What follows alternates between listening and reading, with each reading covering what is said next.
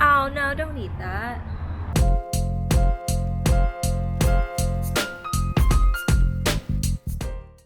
Hey guys, I thought we'd do some urban gardening today with my fur pals to keep me company.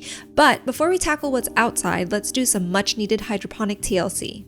This is my QYO hydroponic system that I may or may not have neglected to clean in a while, so let's do that now. I'm still pretty new to gardening and learning things along the way.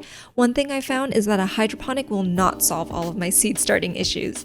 I thought this would magically make every seed sprout, but sometimes you just have a bad round of seeds.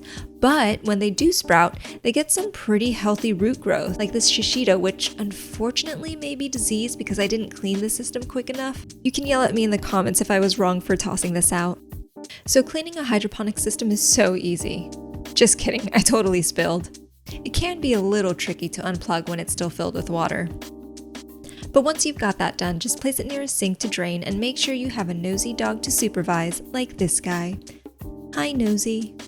Once you get your nosy dog's approval, it's time to rinse and scrub it down. I like to spray a vinegar water mix to sterilize and get rid of any hard water stains. After that, give it a good wipe and fill her up again. Start placing the pot holders back in and check in with Mr. Nosy Supervisor, aka Kona. He's giving major judging eyes right now. We also need his approval on the pots. Okay, looks like we're good. Now we can start placing the pods in, and we'll let that soak for about 10 minutes. And while that soaks, let's get Kona's approval on what seeds to plant. So we're going to go with shishito, cilantro, basil, Italian parsley, and curled parsley for the dogs. I usually put 3 seeds per pod, but I'm curious if anyone puts more than that. Oh, and another thing I learned to help prevent algae growth is to cover it up, since light is one of the elements it needs to grow.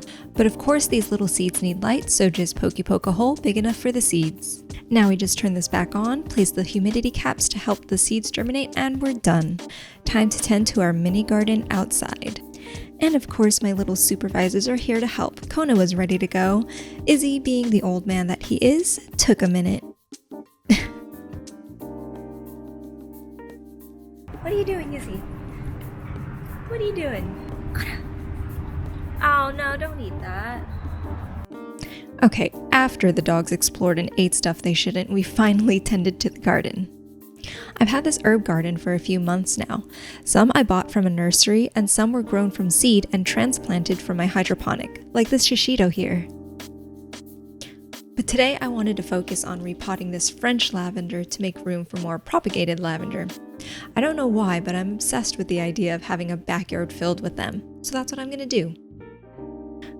After Kona finishes body slamming a bug. I don't know why this is something he does. He doesn't kill something with his paw or his mouth. He uses his whole body. I couldn't even see the bug he was trying to kill. Even Izzy was trying to figure it out. And there he goes again. And again. I seriously don't know why. When he was finally done with the body slamming, it was back to business. Technically, lavender contains a compound that can be toxic to dogs in large amounts, but a little whiff shouldn't hurt.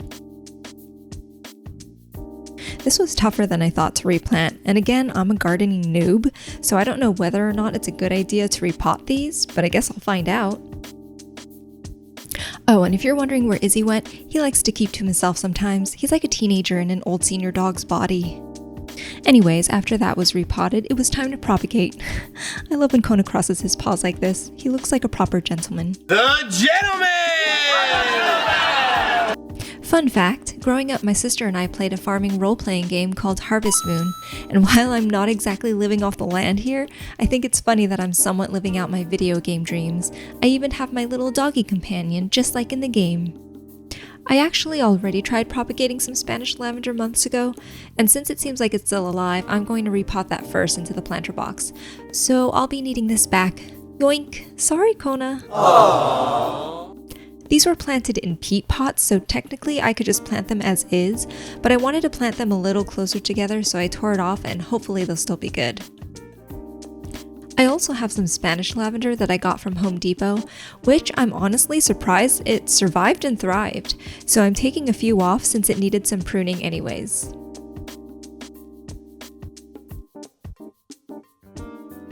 From what I've seen online, to propagate lavender, you cut off a stem, pick off some leaves until you have a few inches of a bare end, then just insert it into the soil.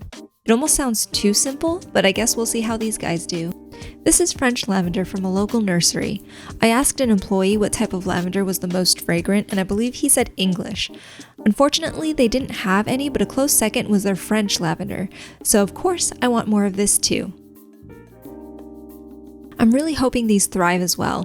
I don't know if I'm overthinking it, but we had more rain than usual over the winter, and I didn't do anything to keep these covered. This bunch of lavender isn't looking as healthy as it used to, but I'm hoping they bounce back. Finally, it's time to water these little bebes and cross our fingers and paws that they survive. From the short time that I've been gardening, I've had my fair share of frustrating moments, from seeds not germinating to herbs getting completely annihilated by aphids. But when they do go right, it's 10 times more rewarding to see these plants thrive and know that you've had a little part in that.